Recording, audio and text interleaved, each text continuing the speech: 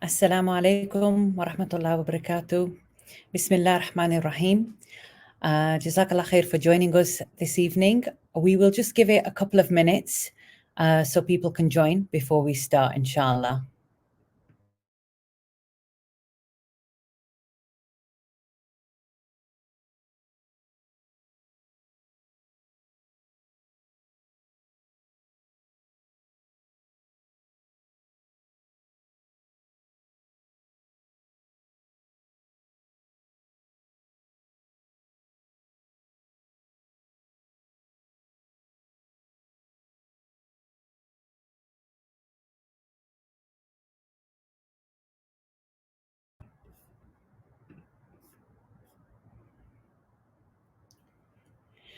Okay, Bismillah ar-Rahman ar-Rahim. I think we'll make a start. Today marks October the 7th. It's a pivotal moment in the ongoing struggle against Israel's genocidal machinery, casting a harsh light on the relentless, inhumane conditions that Palestinians have endured for over a century, first under British colonial rule, then under the apartheid Zionist regime.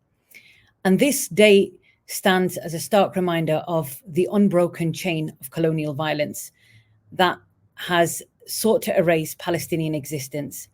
And despite the overwhelming odds, Palestinians and their allies have shown what can only be described as an extraordinary resilience, resisting, standing firm in the fight against the Israeli occupation on every front.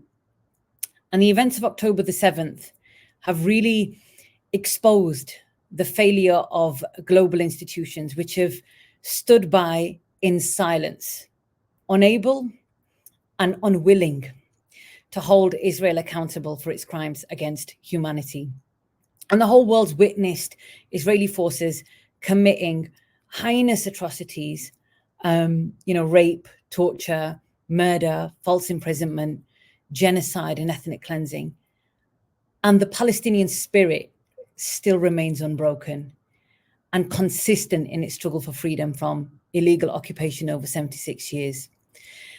I want to begin this conversation by prompting us to think about the sacrifice of Palestinians who have taught us a life from the cages of an open-air prison and then incarceration within that, and the fight and power they have and hold and their connection to those outside of the prison structure. So that would be people like you and me and all of the people that are listening in today. And we're listening in today because we see their freedom as an integral struggle for justice that is as much ours. And it's crucial. It's a crucial question because we're seeing the erosion of fundamental rights being stripped away across the board when it comes to, speaking up for Palestine, standing in solidarity with Palestine. Today, we have joining us a very distinguished and a very experienced panel of individuals who are all very committed to the Palestinian struggle. So I'm going to go to the first speaker, and we have joining us today my colleague Ryan Freschi, who is part of the Cage International team based in France, part of the research team. Ryan, this year has it's been quite overwhelming for many of us, but specifically in the context of what has happened, there is a trajectory, and a trajectory that actually has to be talked about in the context of where we are and what those interconnections are. So if I can ask you to elaborate on that, Ryan, please come and join us. Thank you very much. Shazana. Thank you very much for the invite. Assalamu alaikum, everyone. Thank you very much for joining us tonight. And yeah, as you clearly mentioned, it's important to realize that if we want to properly understand the legacy, the meaning of the 7th of October and the meaning of this year, it's important to, as you mentioned, re-establish precisely the political and historical context that led to the current genocide in Palestine. And of course, it's important we never forget that what's currently happening in Palestine cannot be disconnected from the, of course, global war on Islam and Muslims, the global war on terror that was launched by the United States of America against the Muslim world in 2001. And it's important that when we, without going into the details of, the infrastructure of Islamophobic laws and policies that the war on terror actually engineered, first we have to describe the atrocious and concrete consequences of the proper wars that took place in the last essentially 24 years. And just to give you some data that was gathered by the Brown University, in its costs of war project, it's important we do acknowledge that over 940,000 people died in the post 9/11 wars due to direct war violence. It's also important we acknowledge that an estimated 3.8 million people have died indirectly in post 9/11 war zones, bringing the total death toll to at least 4.5, 4.7 million and counting. Over 432,000 civilians have been killed as a result of the fighting, and more than 38 million war refugees and displaced persons were engineered as a result of the war on terror and the global, as I mentioned, the global war on Islam and Muslims. And the reason why I'm mentioning that war, that global war, is because essentially at the let's say at the core, at the heart of that global war on Islam and Muslims, there is the, of course, conflict in Palestine. So the reality is that we can't properly speak about Palestine without mentioning the war on terror, and we can't speak about the war on terror without mentioning Palestine, without talking about Palestine. For two reasons, as I've mentioned. The first one, it's at the heart of the conflict. And the second reason is that many of the policies of the war on terror, such as detention without charge, drone strikes, legal apartheid, are applied by the Israeli authorities and were applied even before 2001. Of course, Palestine is at the heart of the conflict because it's a very important land to Muslims. It is where Masjid al-Aqsa, the third holiest site of Islam, actually is. It's part of Al-Sham, a blessed land for Muslims, which is mentioned in the Quran and the Sunnah.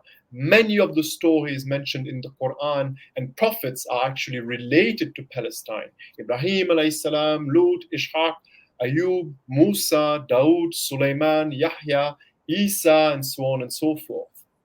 It's, of course, the land of Al-Isra, during which the Prophet ﷺ was transported to Mecca, from Mecca to Al-Aqsa, and that's where, during that blessed night, he led all of the prophets in prayer and ascended to the heavens. So essentially, for us Muslims, it's a land that essentially carries a very heavy an essential spiritual charge.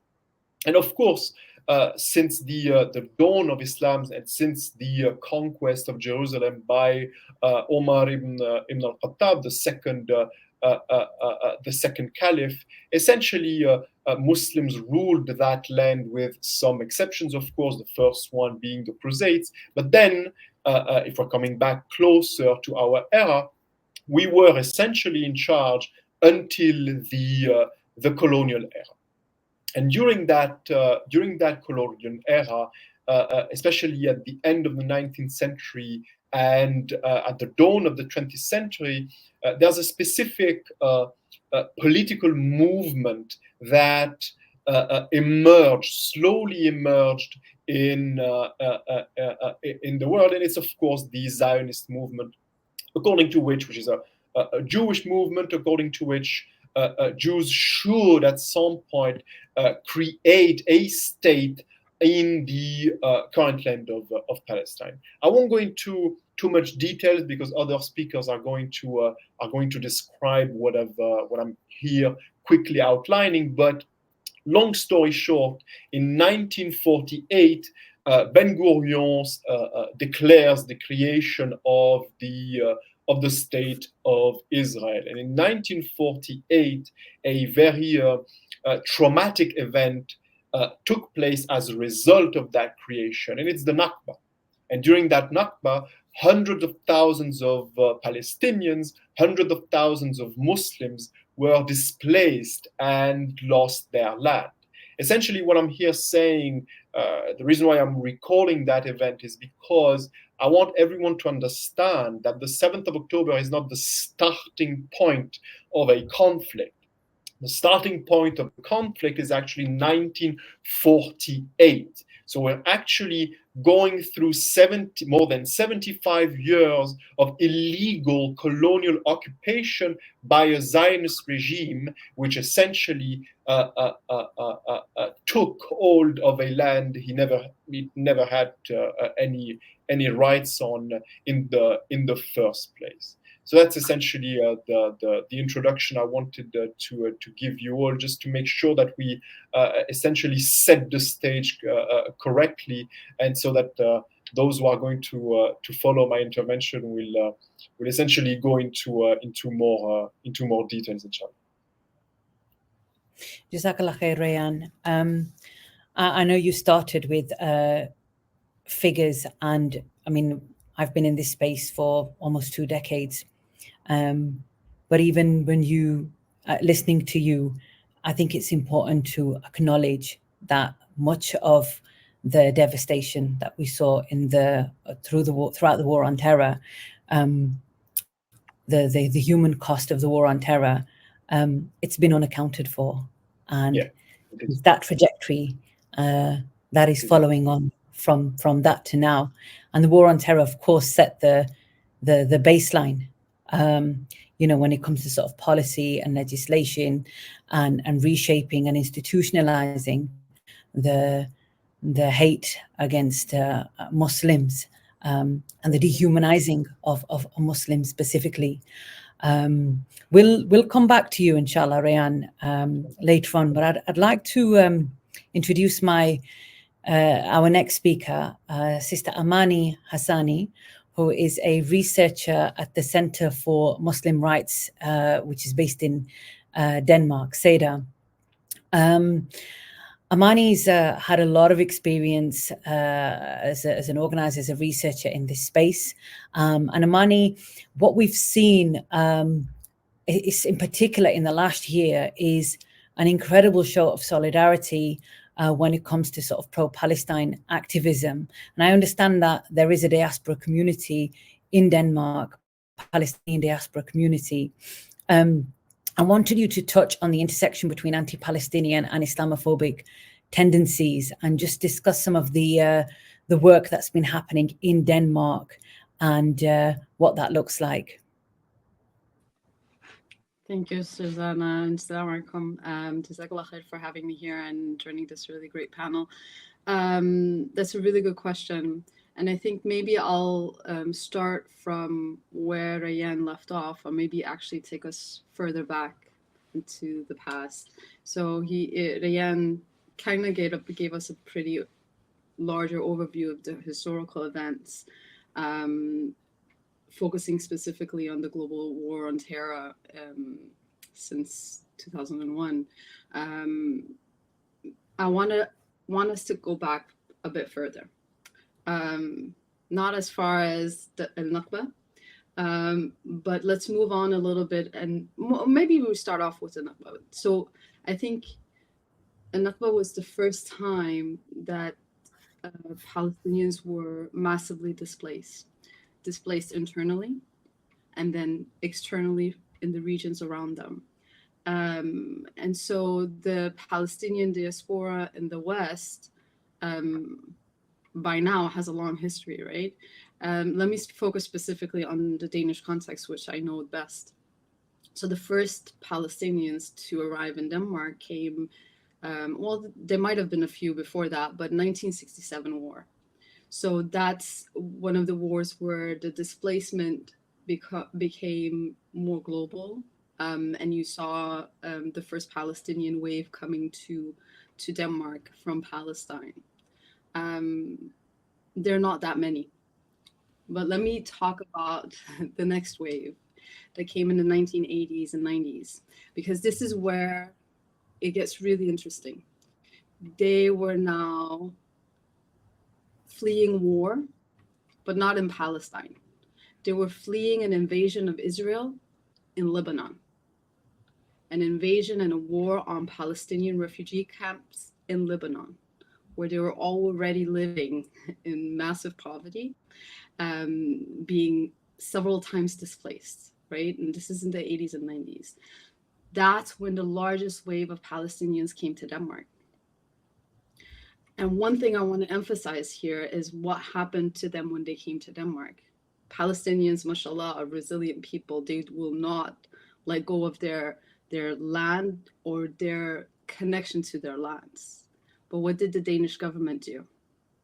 The Danish government put them down as Lebanese because they don't recognize Palestine as a state.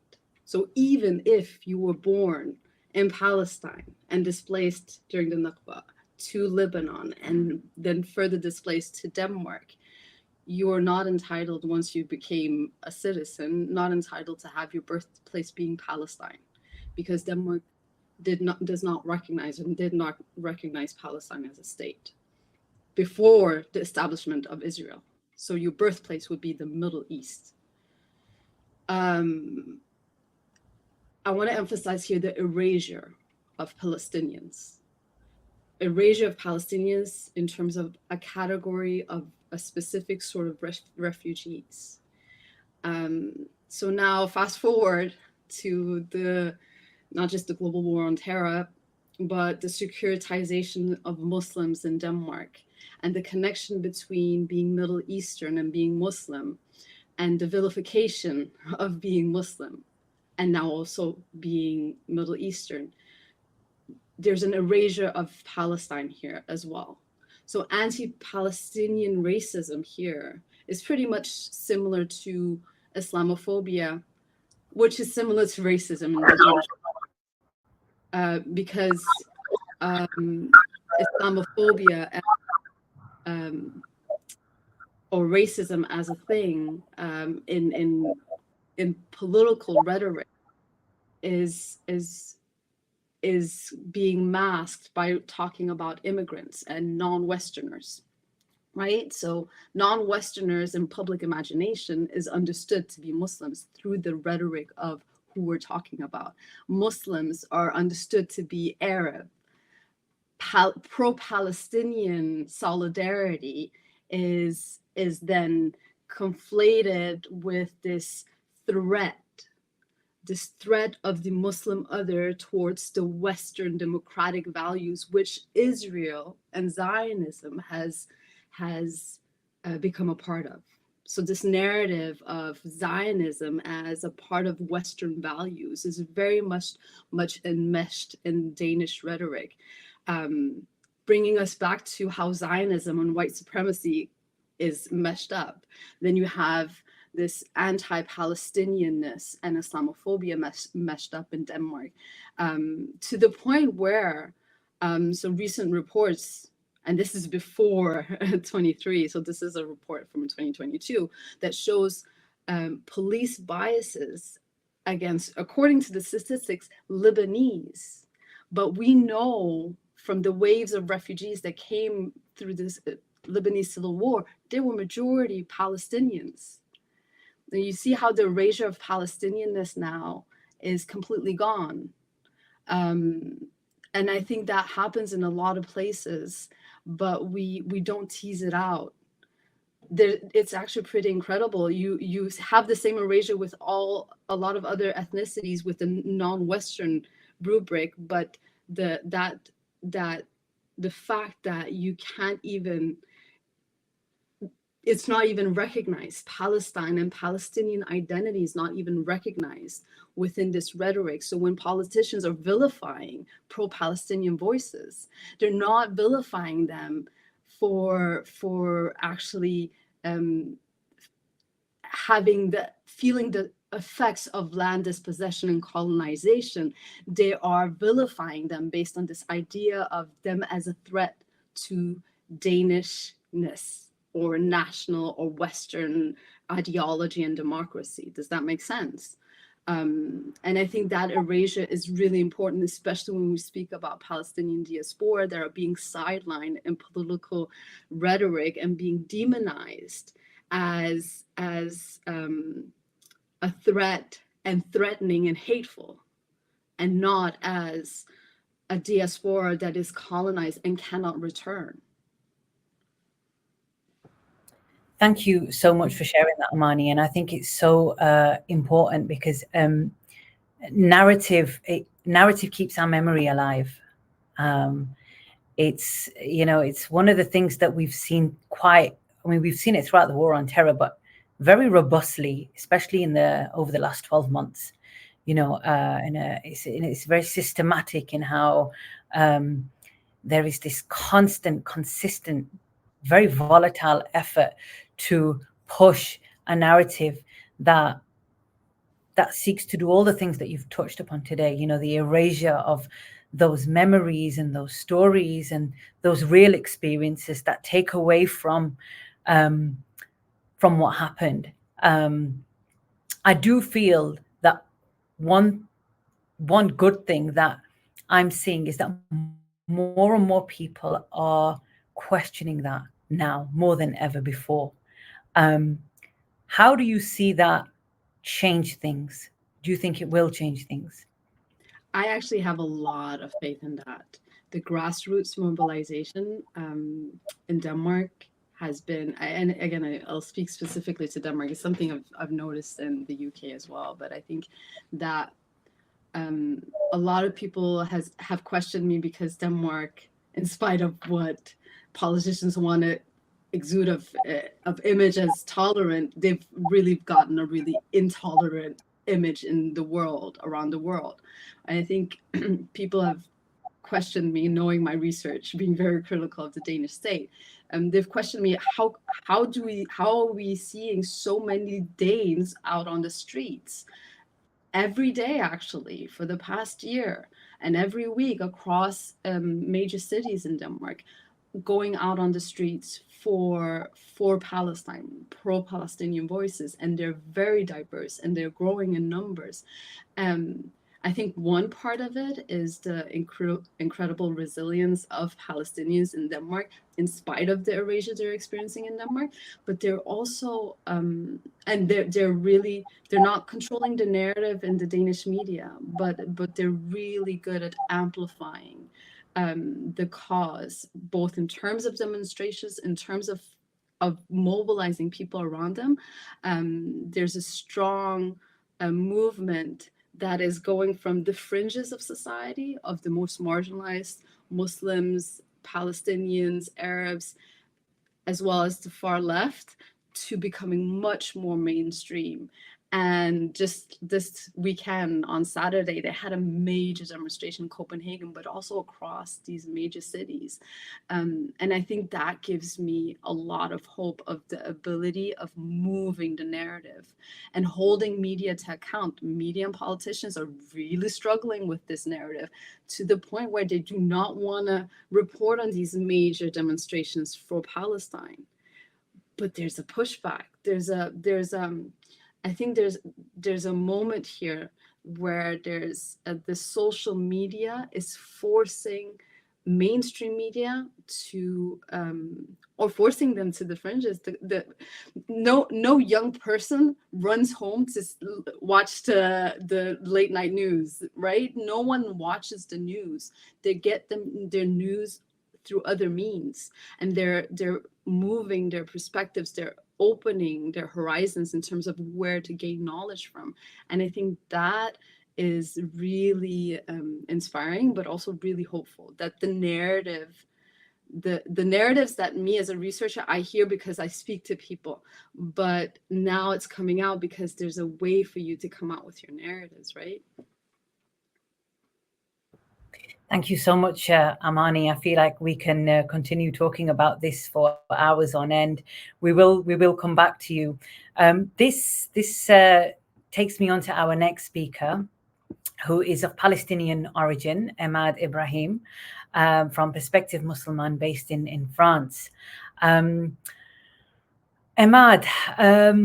we've talked about narratives just now, and how the narratives are shifting, but also that in itself is a constant struggle.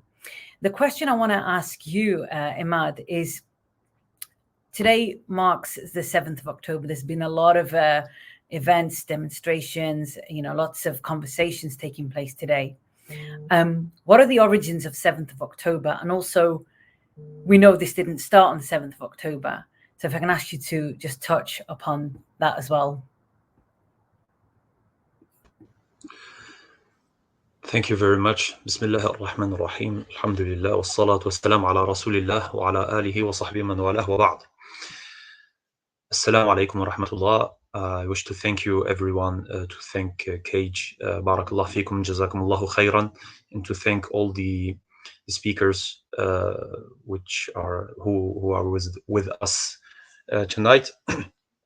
As you said, the 7th of October is not the beginning of the war. We were speaking about narratives. The main narrative that for Western states, and especially in France, for example, or in the United States, and I think also in United Kingdom and everywhere else in Western countries, they try to show that the 7th of October 2023 is the beginning of the war. It's like the beginning of the war. Like they are trying to say that this operation, the Tufan al-Aqsa, the Aqsa flood, came from nowhere. It's a demonstration of hatred and by killing civilians and everything. We know in fact that during this operation, most of the killings in the Israeli side are from the Israeli army, who tried to stop the Palestinian fighters, which crossed the border to make the operation in occupied Palestine. So we know this. We know also that it's not the beginning, and the narrative that they try to put on this war is the same that was described by Ryan Fresky, or that he described about the war on terror. They always try to show to the population, to the whole world, that everything began with some reactions that came from Muslim countries or from oppressed countries. And just to remember our public, that what happened, that the 7th of October is just another step in this war, in a longer war, in the longest war.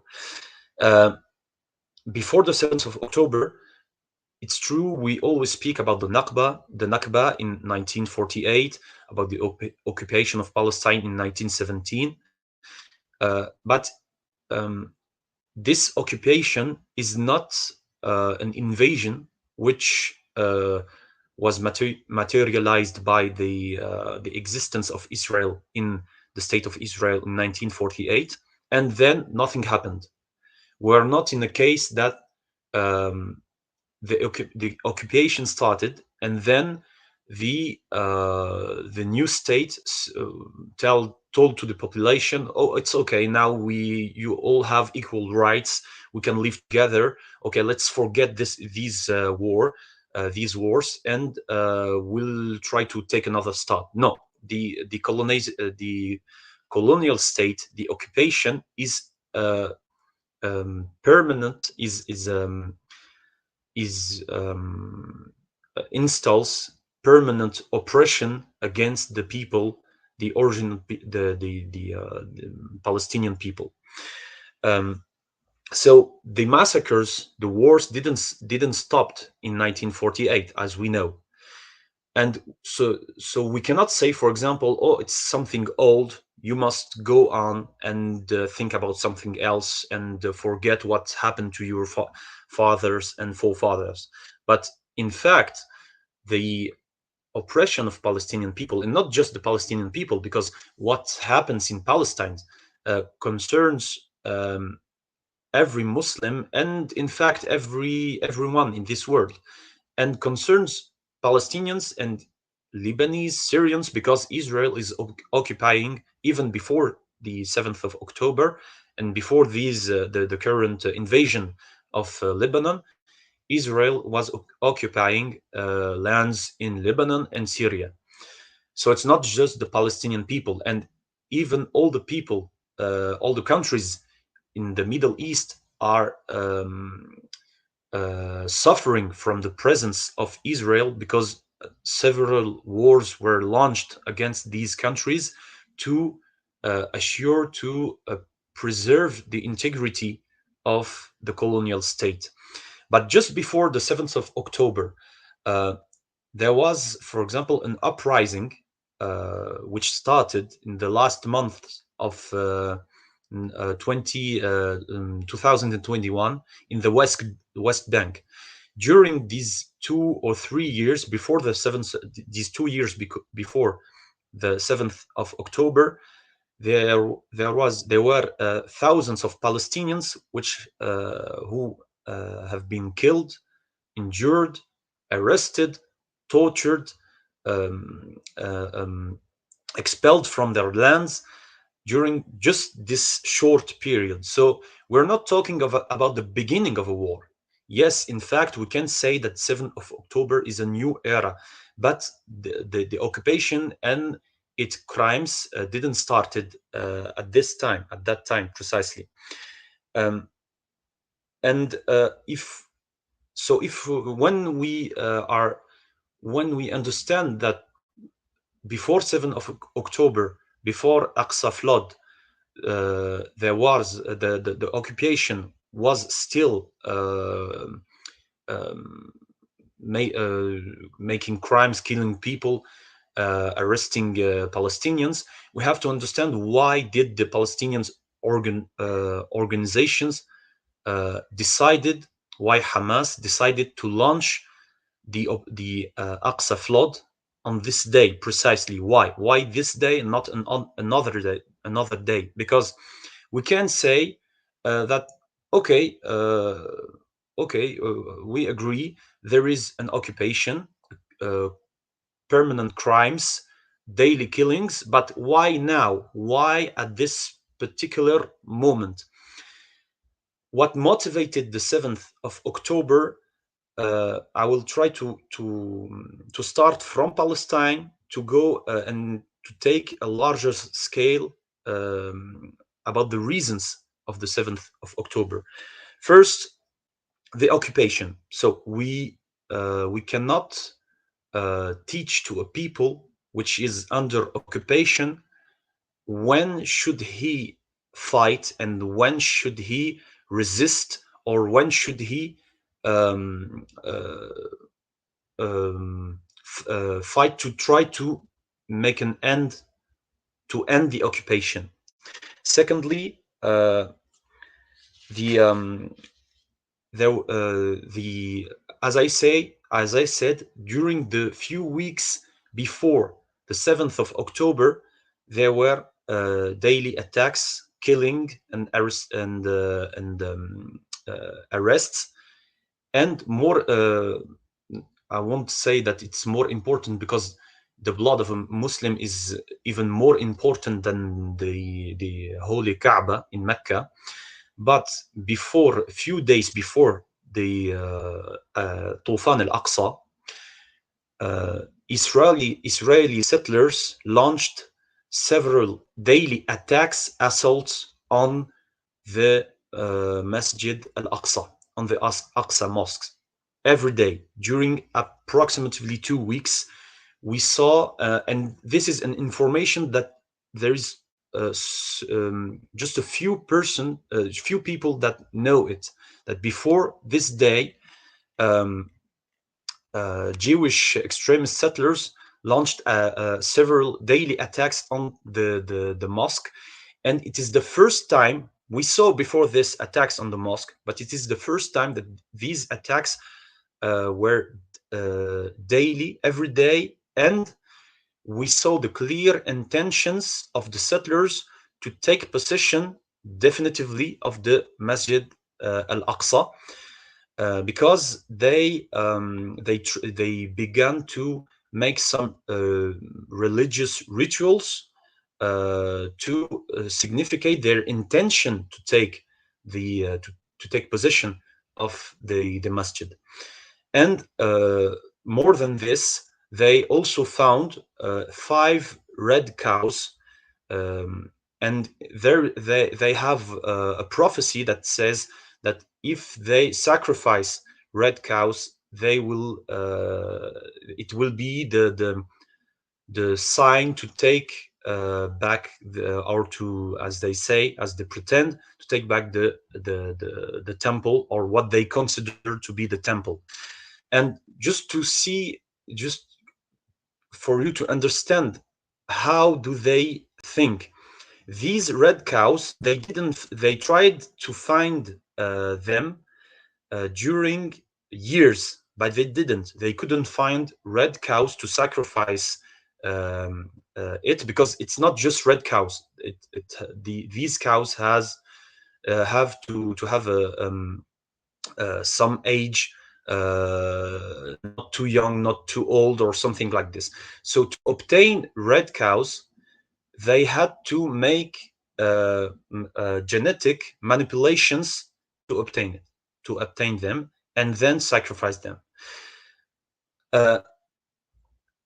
If we take a larger scale, the Aqsa flood operation was also a reaction to the project of West Bank annexation by Israel.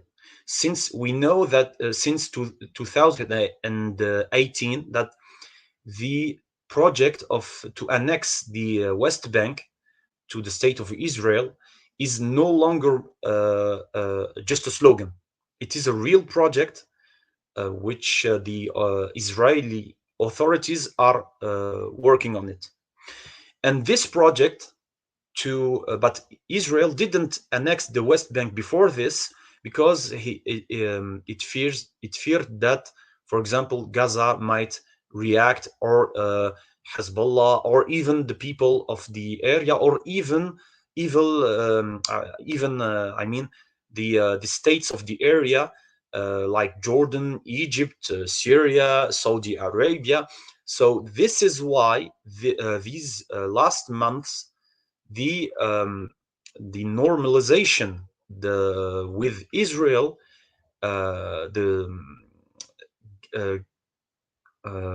was how can I say? How do I say it? I forget the word.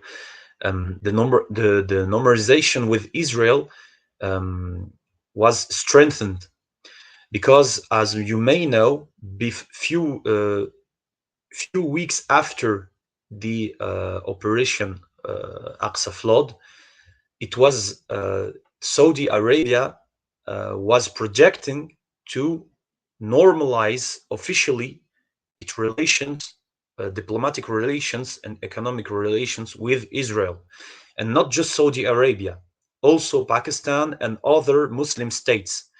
So these normalizations with Israel were not just to assure or to guarantee the existence of Israel in the Middle East.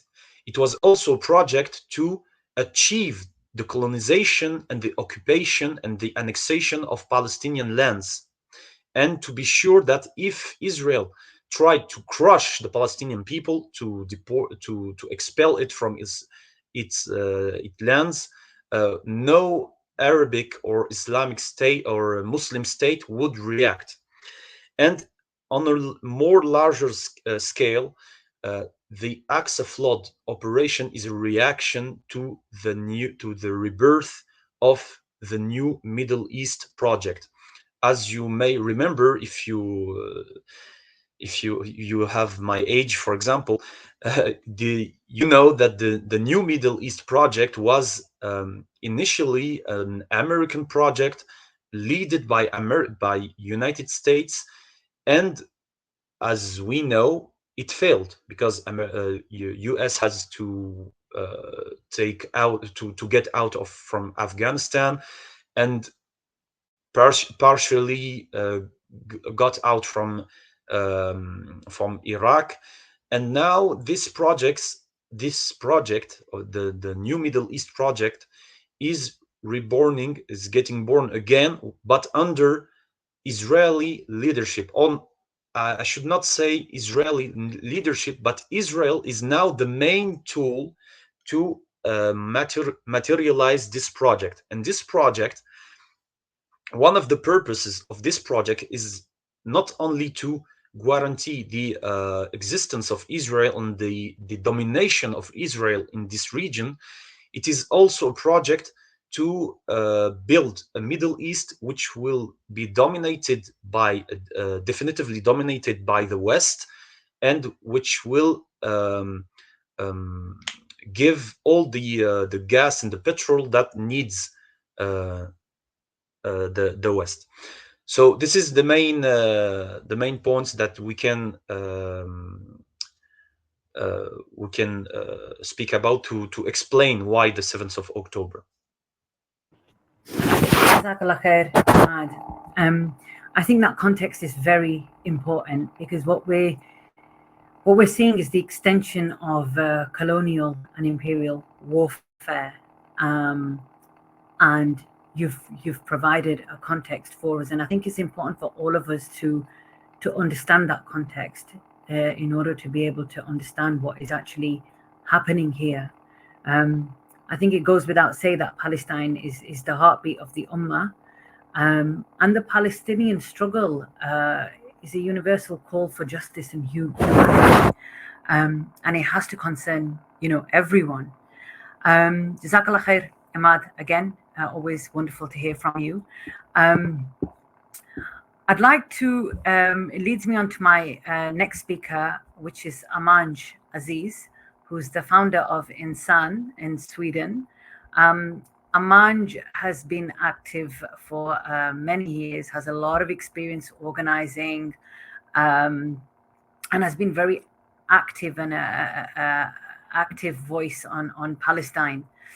Amanj, you've been in the organizing space for a long time, and the last year has really confronted us, all of us, in many ways, as individuals, as organizations, and as communities. And I know that some of those confrontations have challenged many of us. But that said, there's still many positives that have come out of this, and I'd just like you to elaborate on some of your experiences in that regard. MashaAllah, Jazakallah khair. Assalamu alaikum. Let me just see here. So, Jazakallah khair, and Jazakallah khair to the previous speakers for being able to also show us and frame the narrative of what is going on, so that we can also get a picture, because we are bombarded every day with this kind of information and all these kind of narratives coming out of from so many different places. Like, for example, we today were at a conference in Warsaw with the OSCE conference that we all attended, and that's why we all have the same background, because our rooms in the hotel have this kind of walls and stuff. And the conference was started actually by condemning Palestinians rather than, acknowledging the fact that the genocide has been going on for a year. So that is the kind of narratives that we are seeing.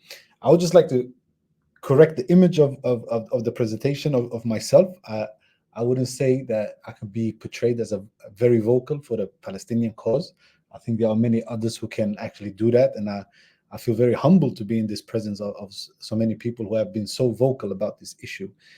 I have tried, of course, to keep up with all what's being done and all the good that is being done, and of course, tried my best to also do this during this year that this genocide has been going on. But let me track back to the question that you asked about all the positive sides and see, like, there has been a couple of things that have happened since last year, but also before that, especially in the Swedish context where I operate. I would say that I saw it in the beginning when the war in Ukraine started, and the kind of narratives that were pushed that started to confront the idea of white innocence, the idea of justice for all, the idea of human rights for all. And that's when we saw the Ukrainian refugees come to the rest of Europe, and suddenly, everybody was talking about blonde and blue-eyed refugees. Let's welcome them. Let's open up spaces for them. And it was a huge difference, and people, acknowledged this difference. And I think there was a lot of people who said, "Oh, wait, hold on, wait now." And even those who also defended that kind of, the idea of the West is best and the human rights and so on and so on, even they had problems with rationalizing what was going on. So I think that was the first time for a very long time where on a collective level, people were started to, get unlocked in the head, basically, and started to have this decolonial mindset, basically, of the world, and say, okay, there seems to be a difference when it comes to attributing value to different peoples, depending on how they look or where they are from. And I think the second time that was during the pandemic, the Corona pandemic. And especially in the Swedish context, we saw that politicians and officials were talking about ski resorts, bars, how can we go to the pub, and all of this stuff. How should we manage this? While at the same time, the three groups that died at the highest rate were the Syrians, Somali, and the Iraqis.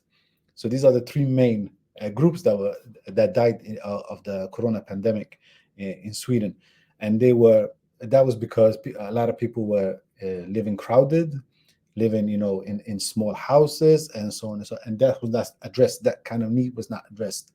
So people started to also, during the pandemic, see, okay, there's something going on. There's a difference of attributing value to different type of people.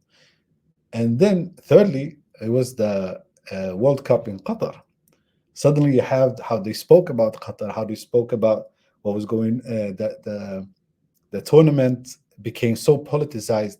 And there were, in Sweden at least, there were a lot of discussion. Like, for example, when Saudi Arabia was playing, they talked about Salafism in the football studio.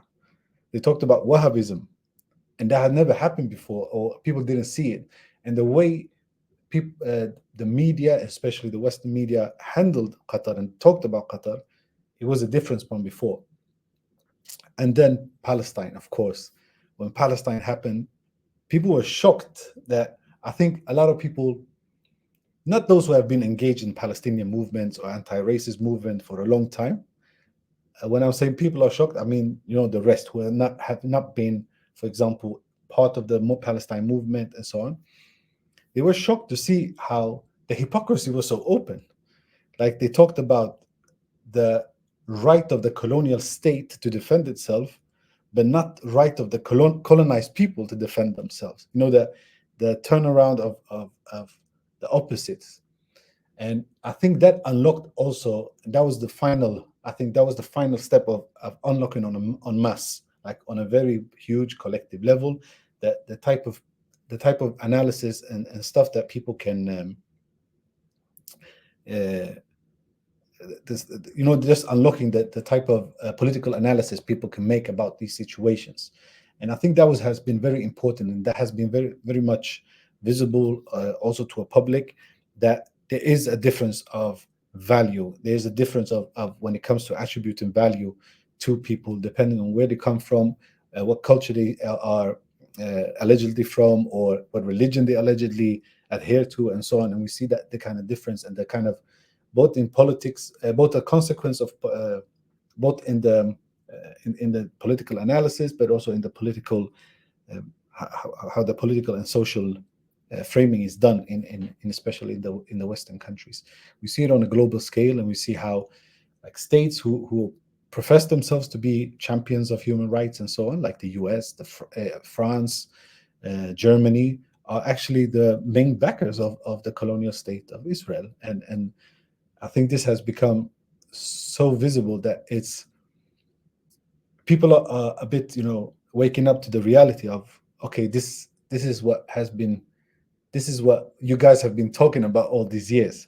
Because a couple of years ago, when I was talking about racism in Sweden, some brothers and sisters said to me, "Aman, you're exaggerating. It's not on that level."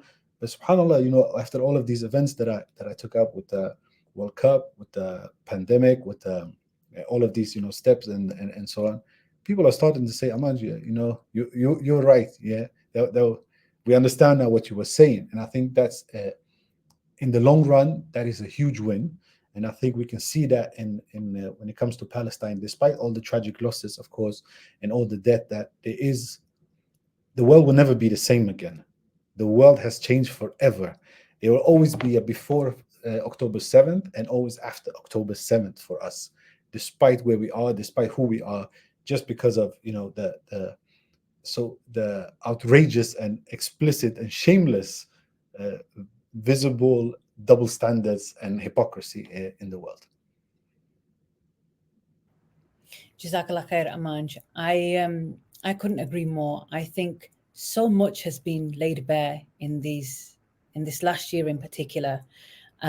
There's so much for us to see so clearly when it comes to the hypocrisy, when it comes to moral responsibility, but also in terms of us as Muslim community, who we are and where we are and how we place ourselves. It's something that we're constantly having to confront in a way that we perhaps haven't previously. So alhamdulillah, there's always a lot of khair, and there is a lot of khair in the ummah, and we always pray that we're on the right side of history. Jazakallah khair. Our next speaker is Brother Mansour Al-Dhaifi. Brother Mansour is a former political prisoner. He was held in Guantanamo Bay. He's also my colleague at Cage International. He's the Guantanamo coordinator. Assalamu alaikum, Brother Mansour. Brother Mansour, today also marks 23 years since the American occupation of Afghanistan. And it claimed the lives of hundreds of thousands of innocent people. And it's left an indelible mark on modern history. It has to be said, it's been unaccounted for. And as we're witnessing the genocide, ethnic cleansing, mass incarceration, rape, torture, as we started with what Rayan talked about, it follows a trajectory. Mansour, can I ask you to share your thoughts on that trajectory? You're on mute. وعليكم السلام ورحمة الله وبركاته. أهلا وسهلا جميعا. جزاك الله خير شزانة. بسم الله الرحمن الرحيم. الحمد لله رب العالمين والصلاة والسلام على سيدنا محمد وعلى آله وصحبه وسلم. First of all, I would like to send the message to our brothers and sisters in Gaza that we are with you and we will never forget you. Our heart bleeding for you. Gaza is witnessing, it's actually a global war on Gaza. We have to admit that. And what started as a global war in terror, and as many Muslims tried to deny or tried to not to look It is actually war on Muslim and Islam. It is, and we have to confront that reality. We have to admit that, and we have to start confront that. So, Shazana, although I would like to take a moment to talk about Gaza, which is the war in Gaza is not a war in just Palestinians, it's a war in humanity itself. And, mark my words, Israelis, they will never seek peace, and they will never stop in Gaza. They have bigger and bigger plan. Israelis acting like as a military base in the region. And a simple question for the last 76 years: what's this? I'm not gonna say country. What this group of people, terrorists, has brought to the world? Entity. What they have brought to the world? Only killing, kidnapping, torture, genocide, rape. For the first time in history, a country defend raping prisoners.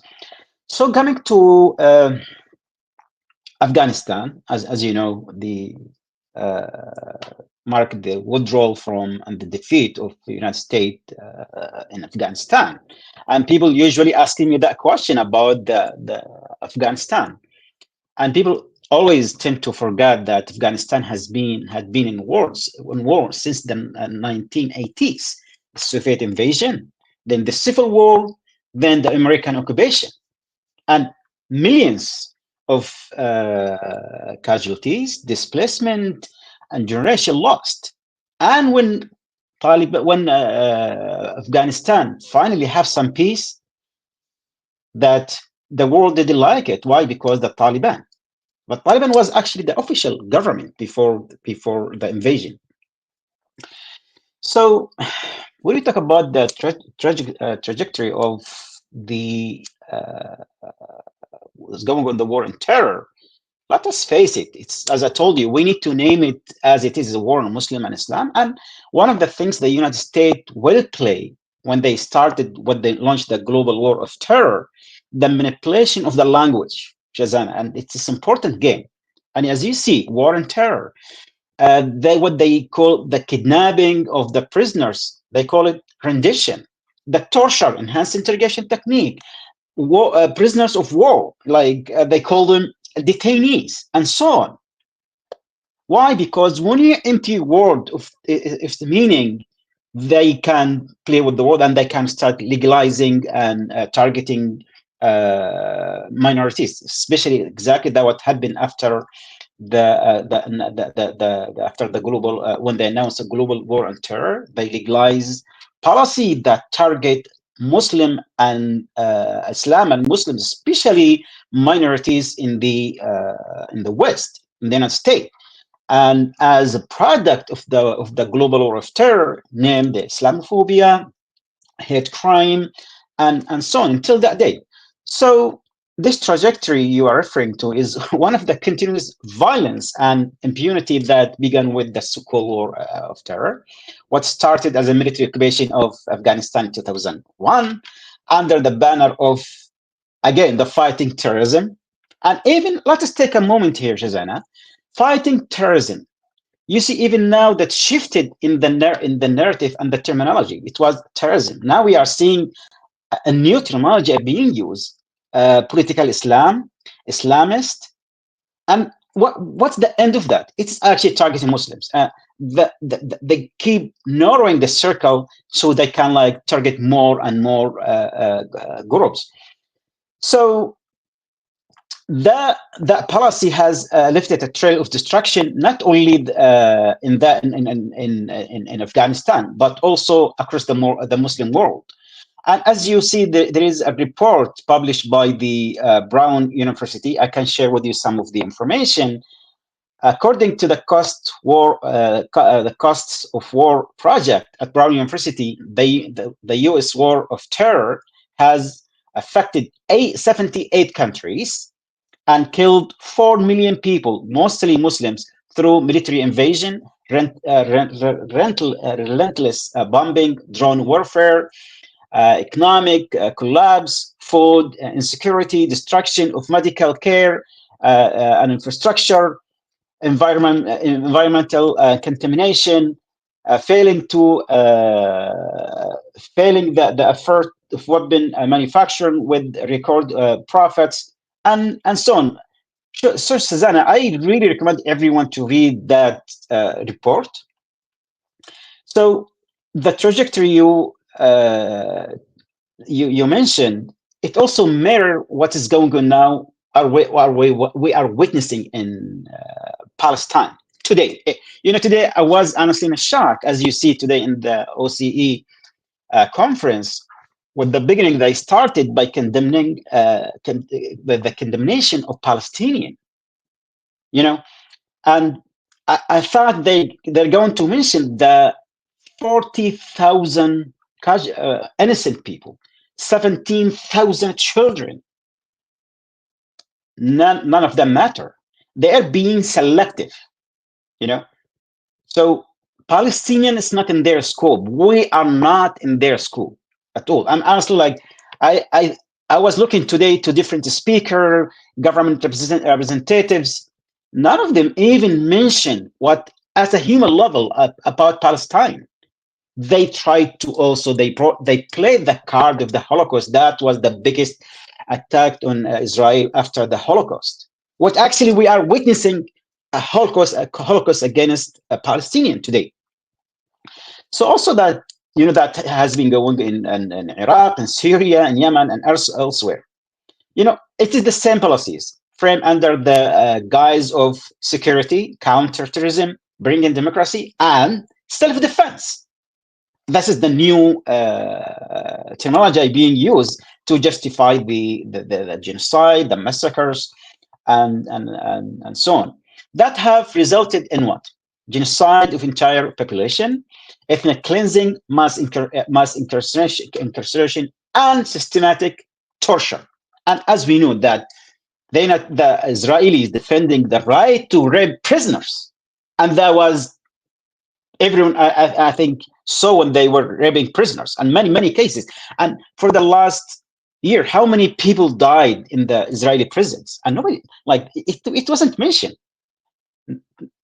So the abuses and dehumanization and oppression we see in Guantanamo and Abu Ghraib, it is nothing compared what's going on now in Palestine. I was in Guantanamo. I spent around 15 years. I was in the black site. So now what's going on in Palestine, it is, way worse.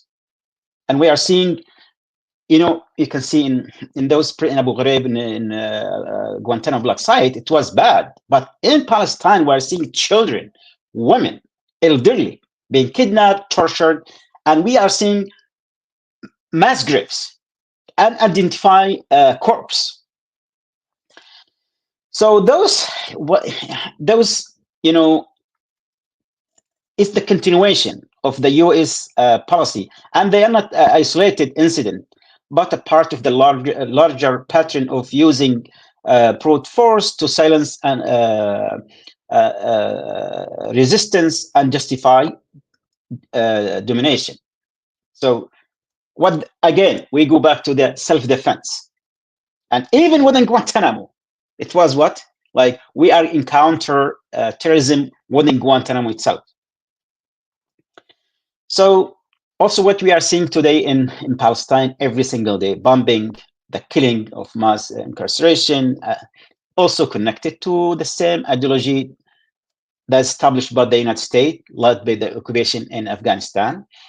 And also, like, when we talk about the end of occupation in Afghanistan, yeah, they left, but they left a lot of scars, poverty, displacement, and even worse, as you remember that when Biden administration, confiscated or the fund that was belonged to the Afghani people, $7 billion, while Afghanis starving. And you see the hypocrisy. They are trying to talk about the women's rights in Afghanistan, but it doesn't matter what happened to Palestinian women. So I would like to say that the war in terror created a template that allow unchecked violence, and that violence is now manifesting in different forms, but it remains fundamentally the same. The impunity with which the US acted in Afghanistan has yet a dangerous precedent. So basically, the Palestine has been through that for decades and decades and decades. And as the speakers, as brothers and this sister mentioned, that October the 7th wasn't the beginning. But basically, when you look what Israel has been doing since the 2000 in Gaza, every single year they would go harvest some life, attack, killing, air raids, and so on. So that time, the Palestinian resistance took the initiative, because what's enough is enough. And we know that, that Palestine has a right to defend themselves and have a right to resist. The cycle of violence will continue, whether it's in the street of in Kabul, whether in alleys of Gaza and Palestine. The consequences of this trajectory are not only felt by Muslims, but by everyone who values justice and human dignity. And what we see now, Shazana, Gaza has united humanity. Yeah, there is pain, there is suffering, there is struggle, there is people cry. But you see, with that, it is the first time in history that for almost a year now, people demonstrate every single day, every single week, every month. Gaza unites humanity. So, in the end, I would like to pray for our brothers and sisters in Gaza. And I tell everyone, keep the fight, keep resisting, keep supporting Palestinian. It's not about them, it's about us all. We're the target here. جزاكم الله خير جميعا. الله يحفظكم. Barakallahu feek, Brother Mansour. It's always great to hear from you and your insights.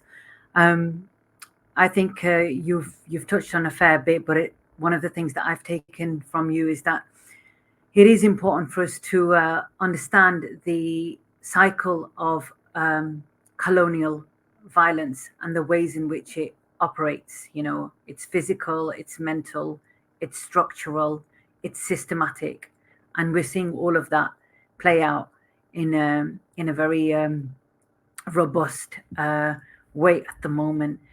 And inshallah, may Allah grant us tawfiq to be able to continue our resistance and support for the people of Palestine. Our next speaker today is our final speaker, and it's Nihal Abdullah. Nihal is the coordinator of Cage Austria. Assalamu alaikum, Nihal. Nihal, in prior years, Austria's faced a lot of intimidation from the state, especially post Operation Luxor. What does the organizing space look like? And I'm going to bring you back to the European states now. How do you understand, or how do you see the synergy between the European states when it comes to cracking down on pro-Palestine activism or the targeting of Muslim communities?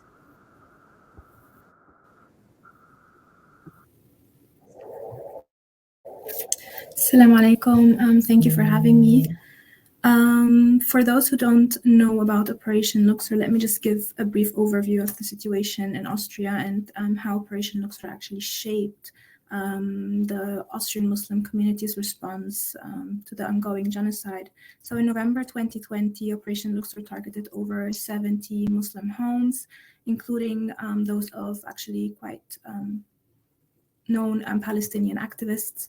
Operation Luxor was the biggest, or is actually the biggest, police action since the World War II in Austria, and it had around 930 persons involved. But now we know that it was actually politically motivated and illegal. And what many people miss or don't realize with Operation Luxor is that even though it happened 4 years ago in 2020, one of its main goals was from the start to actually suppress pro-Palestinian solidarity. So How do we know that? We know that because of the accusation that was made to the survivors. They accused them of being representatives of the armed resistance in Austria, which is, of course, not true, because that's just not how the resistance operates. But also the people that were targeted were mainly from two communities, the Palestinian community, but also the Egyptian community. And amongst them were a charity organization that were known to be aiding in a humanitarian way the Palestinian people, but also Palestinian refugees in many different parts of the world. We know that also because of the, and here I will come to the synergy or the global aspect of the repressions that we face in Austria, is that we know that there were also foreign actors involved in Operation Luxor. We know that the UAE were involved, but we also speculate that Egyptian security services and Israeli security services might had an interest in the Austrian government executing Operation Luxor. So what were the results of this violent police raids? As of now, 4 years later, there were no arrests and there were no charges made, just basically silence. But we find ourselves in a situation where we are in in a moment of what we like to call Operation Luxor 2.0. So meaning even if the cases were dropped, it was deemed by Austrian courts that the operation was illegal and politically motivated. The people who were targeted by Operation Luxor find themselves still being targeted and prosecuted by the state. So one of the main examples of this is the charity organization that I've referred to, Rahma Austria. I think it was early this year or late last year, 700 of their donors were visited by the police early morning hour, which was also unlawful, where the police asked them whether they understand that they might be supporting international or financing international terrorism. So, you know, I'm speechless. 700 simultaneously, 6 o'clock in the morning. But also they had huge sums of money. I think it was around €500,000 of actually donation money confiscated. So even though the political charges were dropped, the state, and especially the state prosecutor, is still trying to prosecute them for other types of charges. They are trying to look if there are financial things happening, and this is actually what we witness here is the criminalization of the Palestinians' right to just basic humanitarian aid. Yeah.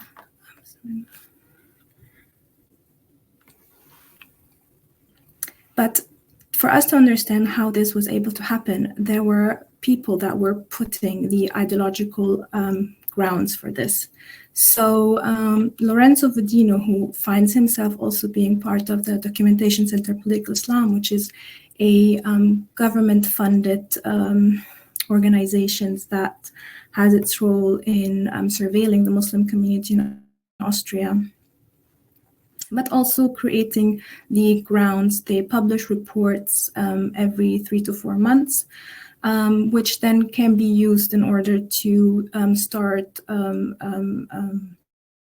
legal charges against the people from the Muslim community, mainly ones that are also oppositional or activists.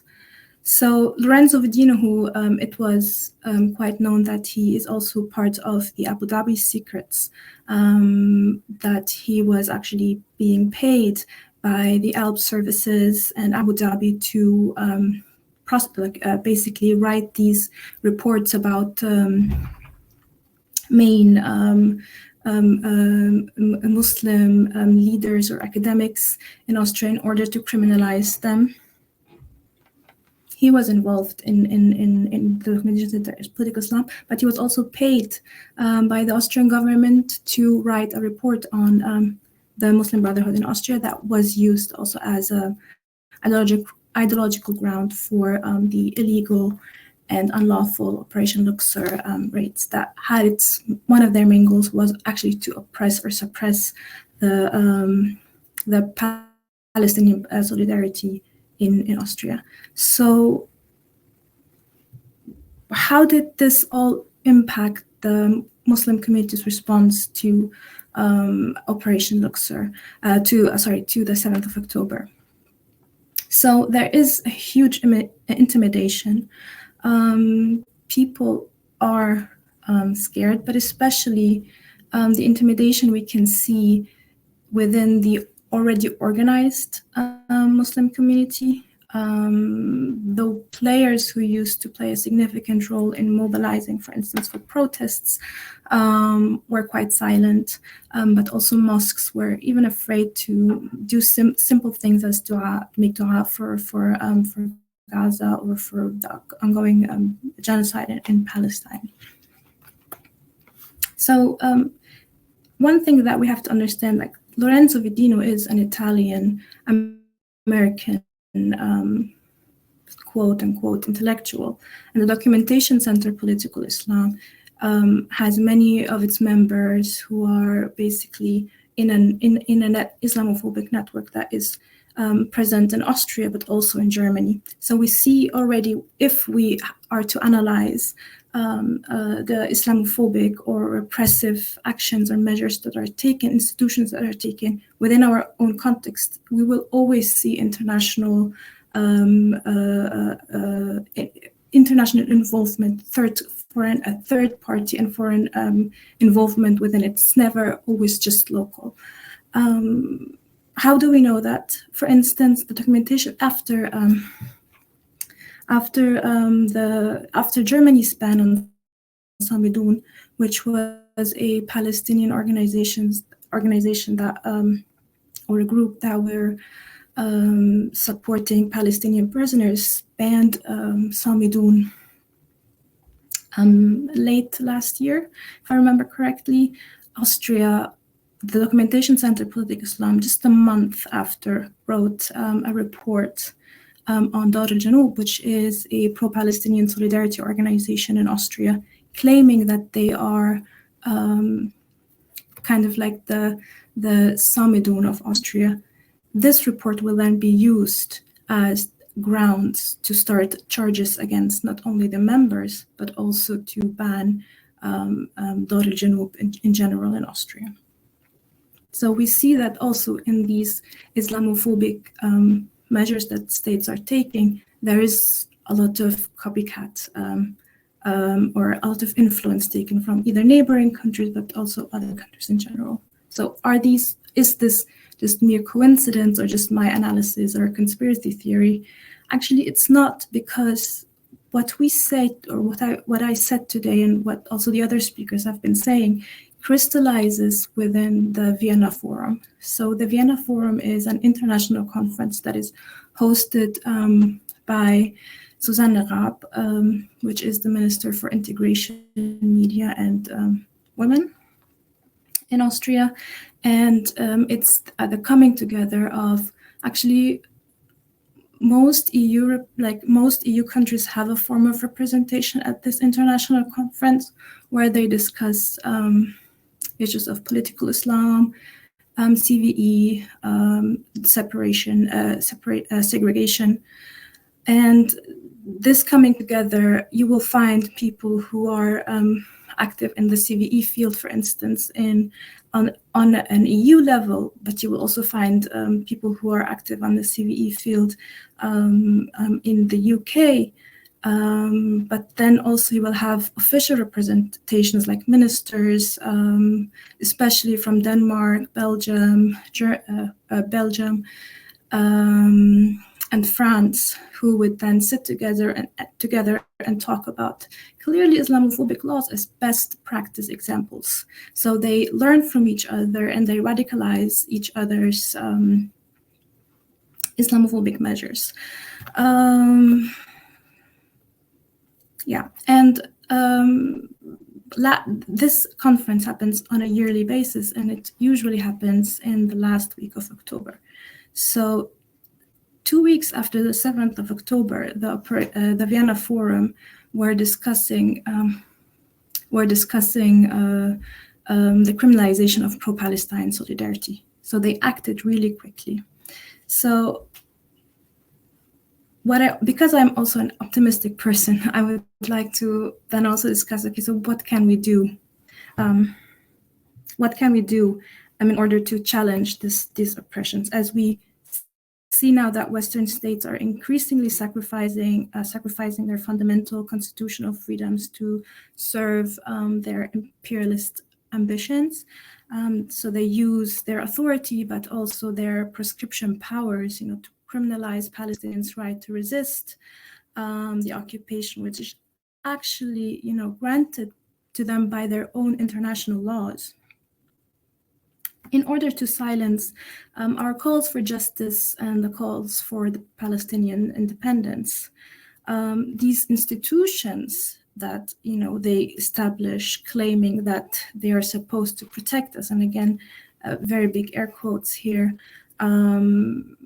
And whenever we speak about national security, we always have to view it in a lens of these states have a racist approach to who they deem protectable or not. So they use these institutions that are supposedly created to the protection of the public, and they are now weaponized to advance Israel's genocidal agenda. So what can we do? So as Muslims, and especially as Muslim activists, it's very important that we hold on to our Islamic values in all aspects of our lives. And especially as activists. When we are activists, usually we will join left groups here or other ideological groups there, and we never think of all the motivation that we need comes from Islam, and we will find it in Islam. So then the next thing is for us to just struggle. So the results are from Allah, and we always have to think of the snowball effect. And again, we also have a responsibility, especially as Muslims in the West. We cannot just run away and do hijrah in a Muslim country. No, we have a responsibility to fight and challenge these oppressions here.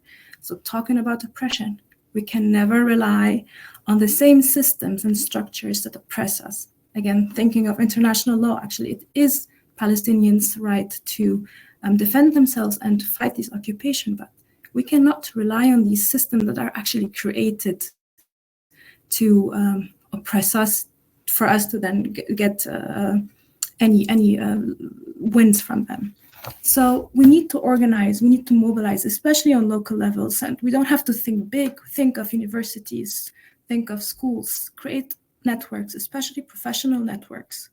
But also, and that is very important, we need to support the existing structures that have taken on these big responsibilities of challenging these forms of oppressions. And as we've seen, the Islamophobes and they are working together, so we need to work together as well. We need to create coalitions, we need to create allyships nationally, but also beyond the borders, amongst other Muslims as well. So we need to also speak truth to power. We cannot rely on hostile media. It is very easy nowadays to just use social media, speak truth, create social media platforms, and the results, again, from Allah. So if 2 people listen to you or read your article, that is not in our hand. Allah will ask us, what have we done? And also make sure that we have the necessary resources, human resources, knowledge, financial resources. So what we need to do is we need to be strategic, and we need to have long-term thinking, and we need to increase our maturity as Muslim community. We need to stop being short-sighted. So short-term solutions are very vital, and they are very, very significant as well, but our resistance cannot be only reactionary. We need to be proactive. We need to define where our power is and to actively work on strengthening it. Thank you. Jazakallah khair, Nihal, and what a powerful note to finish on. Absolutely, I couldn't agree more. I think we have to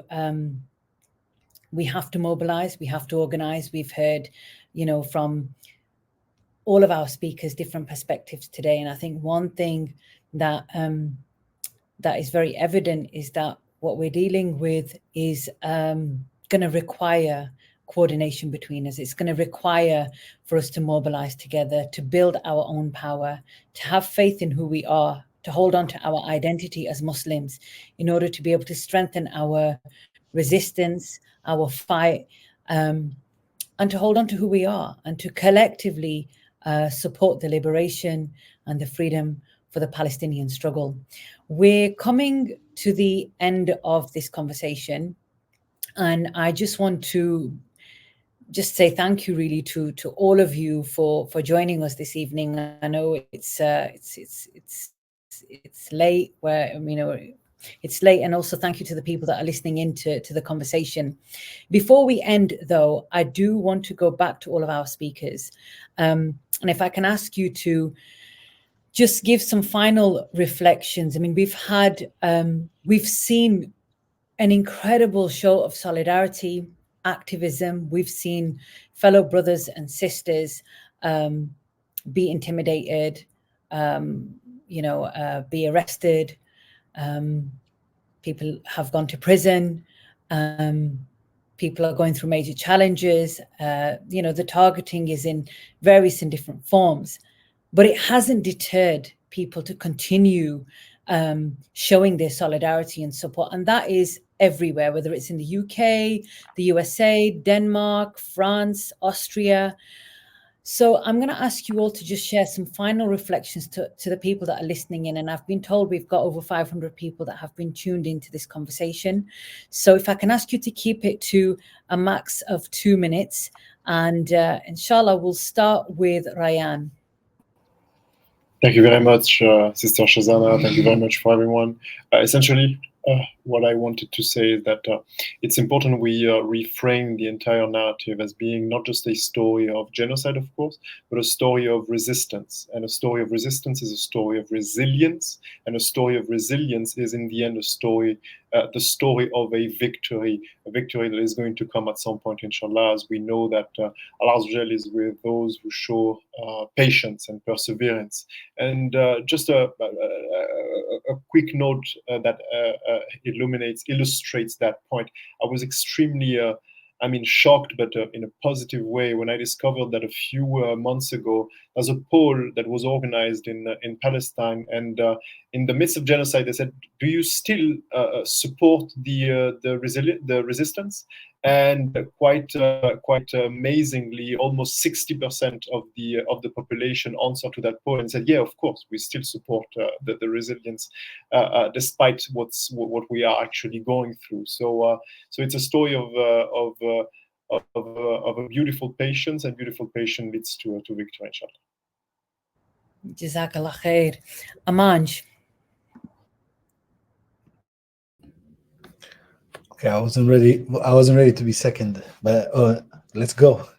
I think I want to tap into what Rayan is saying, but also what Nihal was saying before. I think a lot of people, or I shouldn't talk in that general sense, but I think generally speaking, people are also started to question, okay, you guys talk, you guys write, like, can we do something else? Can we do more? But never underestimate the power of narratives, because narratives is what makes people move. Narratives are what make people act. And as Muslims, we know this, our old religion is based on narratives. The narratives that we got from Allah subhanahu wa ta'ala in the Quran about the different aspects of the Prophet, the different aspects of the different occurrences and so on that has happened. And I want to also connect to something in the Quran when it comes to this situation, and also very related on many levels. So a lot of people, sorry, I should not say that, but generally speaking, there's people that says something like, the problem is with the Muslims. We need to talk to the Muslims. If the Muslims get their act together, then everything will be fine. The example of Musa alayhi salam in the Quran, when he goes to Fir'aun and he challenges Fir'aun and says, like, let my people go, basically, if I'm just to paraphrase, like, this is what goes on is wrong, this is against, that this is oppression, you're a zalim, and so on. This is a really good example for us to imitate and to look up to, because he doesn't go to the Bani Israel and say, you guys have to correct yourself, you guys have to correct your aqidah, you guys have to correct your deen. Before that, he goes to the oppressor first, and he talks to the oppressor. When these people are free, then he starts to do the da'wah and says, now the power structure that prevented you from obeying Allah and all of this is gone. You have no excuses left. Then he started to do the da'wah. So I think it's really important to learn from that and say that, okay, we are now facing Fir'aun, and we have to start to think like Musa alayhi salam and talk to the oppressors and speak truth to power. And these kind of narratives, when that leads in action then to liberation, inshallah, then we can handle the rest and so on, inshallah. So I think what needs to be done, and my encouragement, is to engage with the Quran, but also let the Quran come alive in our daily actions, because there are many examples in the Quran for us to learn from when it comes to these kind of situations. And just keep doing what you guys are doing, both you are in the panel, but also all people who are listening. The narrative building, keep protesting, keep writing, keep posting on social media. Don't underestimate the algorithms and the power of algorithms, and liking and sharing and writing comments. All these emboldens and also spread the message further. Don't be cheap, when it comes to likes and spreading the message and so on. Keep doing that, because that's how we get out the narrative, and narratives makes people think, and when they think, they start to act, and we will see, inshallah, this new generation, probably the older ones as well, coming up with new solutions to old problems, basically. So just keep doing what you are doing. Jazakallah khair, Manja. That's a beautiful reminder to connect with the Quran and take from the Quran and let it become that source of guidance, and let it come to life for us, inshallah, in how we navigate our movement. Mansoor.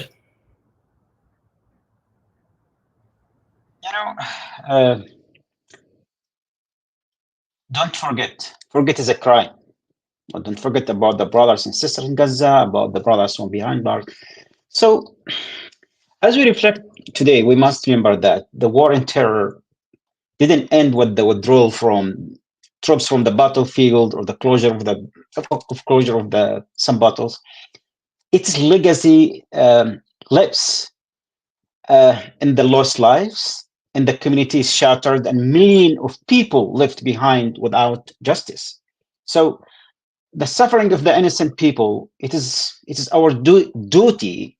It is something, it's not a luxury. It is our duty to keep resisting the normalization of violence, oppression, of injustice. Because what we see now, it is the normalization of violence, injustice, and the oppression, genocide, like self-defense. We need also to shed light on the suffering of the innocent people. It's our duty to show solidarity, refusing to allow the narrative of power to bury the truth of what has been done in the name of security or counterterrorism or extremism or political Islam whatsoever. We have to face it. We have to, in their faces, you are fighting our religion, our faith. You have to go there. Just no matter what they use, we have to correct their terminology, their language every time. So our fight for justice does not end with the remembrance. No, it is begun with the recognition of the wounds inflicted by the war on terror, or a war of terror. That's still open. And until we hold those responsible accountable, the cycle of violence will continue. And forgetting is a crime. I was asked, and I have been asked repeatedly, have you ever forget or think to forget what happened to you in Guantanamo? I said, no, I can't, and I will not. There is some crimes cannot be forgiven or forgotten. It's a crime. So I don't want to go elaborate on that, but inshallah, my next article is about forgiveness and forgetfulness. So I would like to, and last I will say, let us today remind us not only of the past, but also about the work ahead of us.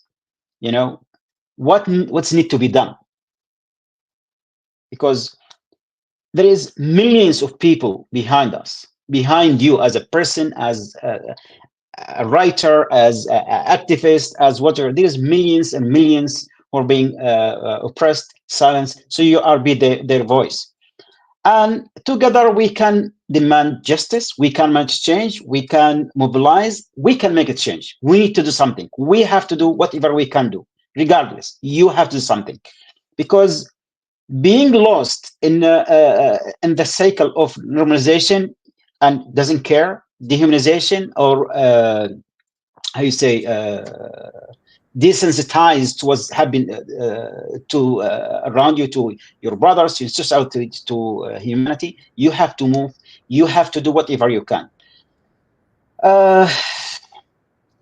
Don't forget your brothers and sisters in Gaza now, in Lebanon, and other many places. جزاكم الله خير. أسأل الله يحفظكم جميعا. Keep fight, keep resist, and inshallah بإذن الله عز وجل we will prevail. Inshallah. Jazakumullah khair, Brother Mansoor. Amani? Jazakallah khair.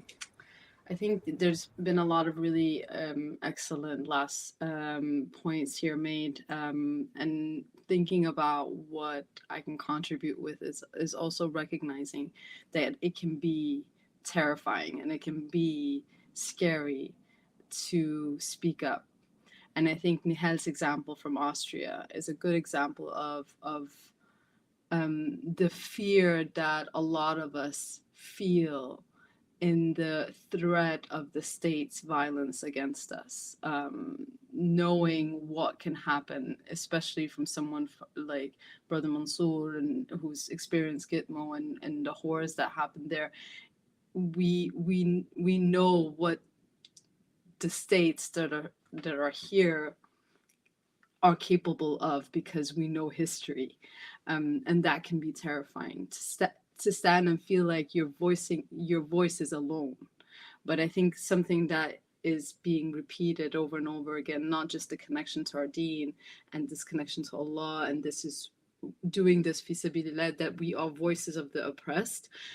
It's also, we have to take it one step further of mobilization. The panel here is a really strong example of mobilizing across different fronts and across different directions. We all come to this. We come to the Palestinian cause from each of our context and with each of our expertise in different areas. But one thing that really connects us beyond our Muslimness is this really strong sense of justice, wanting justice for Palestine and Palestinians. And the fact that we mobilize on that front, the fact that we speak up together, can actually be a very powerful way of not feeling alone, not feeling like the burden is on your shoulder alone, but this is a burden that we're all sharing on behalf of the Palestinians that are currently being genocided.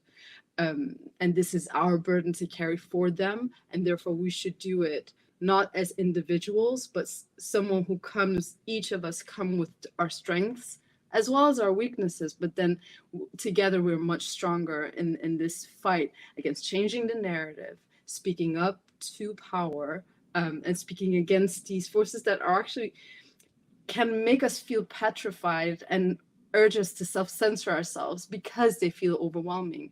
But really, when we come together, there's a force in that. There's a force in grassroots mobilization because it pushes the narrative in the right direction.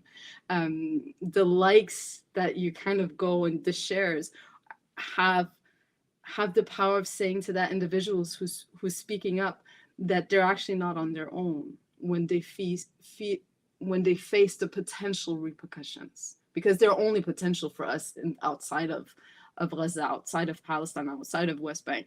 They're only potentials of violence. The violence is not in our faces. So we actually have a lot more strength than we do as individuals. Thank you so much, Amani. And it's so important, and I'm so glad you addressed that, because I think it's also important for us to talk about how we feel, not just what we need to do, but how will that make us feel, and what are our what are our anxieties around that. And I know Amanj talked about Musa alayhi salam, and as a prophet of Allah subhanahu wa ta'ala, even Musa alayhi salam asked Allah subhanahu wa ta'ala to expand his chest, you know, because there was this feeling and this emotion there. So, you know, absolutely, jazakumullah khair for that beautiful reminder. And of course, it's extending that hand to each other in solidarity, in support, in multiple ways, on different levels, and in different layers and fronts, to be able to say that we can do this together and we can support one another and navigate through that. Nihal?